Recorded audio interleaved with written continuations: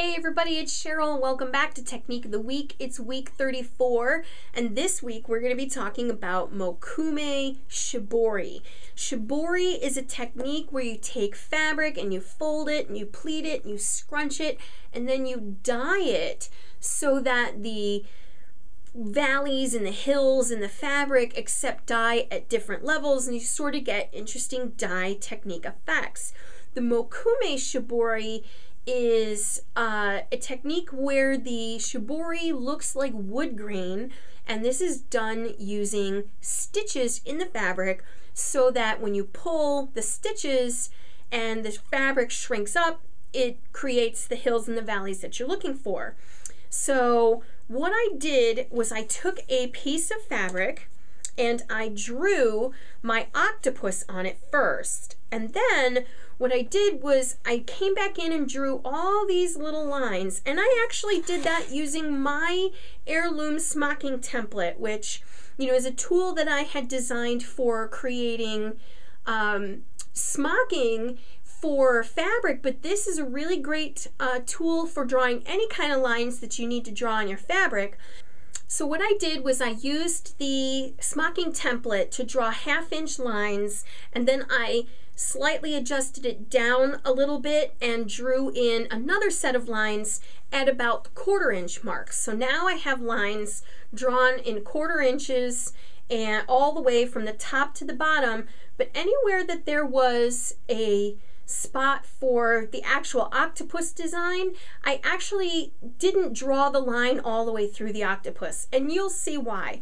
Because what I did was I actually came in and stitched on every 1/2-inch line and just barely picked up the little corner of the box, or sorry, of the line, and went all the way down, skipping every other line so that they were only on the 1/2-inch lines.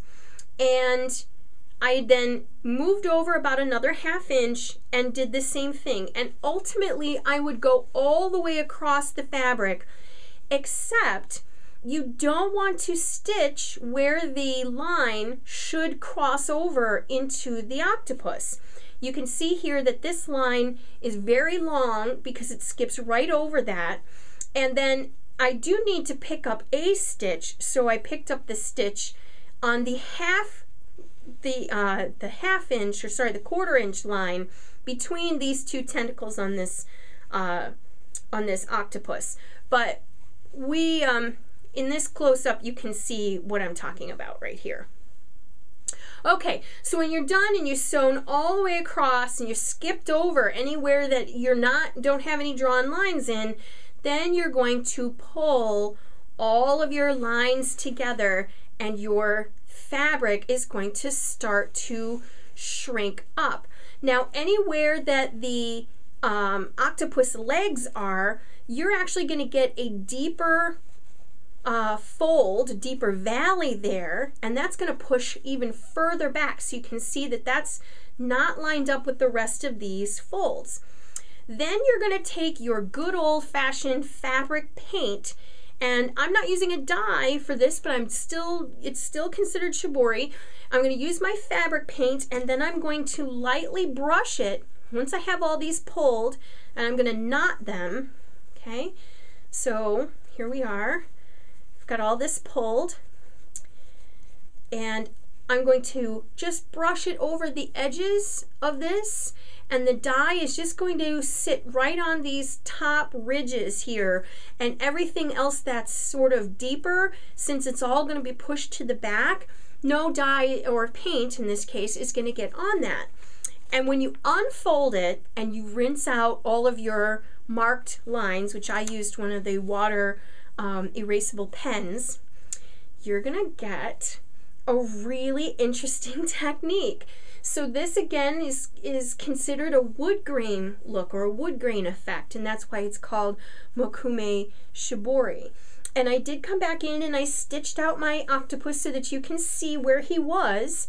But then, again, you've got all these interesting lines based on where the paint was, because that was the scrunched up portion, and all of this was pushed to the back so no paint got on that. So this is a really cool technique that you can try with any kind of design on the front. You can do stars, hearts, whatever, just to play around with it. But really, this one is easy to do and a lot of fun. So be sure to follow along on my blog at www.muppin.com. You can also subscribe to this channel on YouTube, and then you can get a copy in your newsfeed every single week. And be sure to sign up for my newsletter and get the 52 Technique of the Week checklist so that you can follow along on all these techniques along with us. So thanks, and I will see you again next week.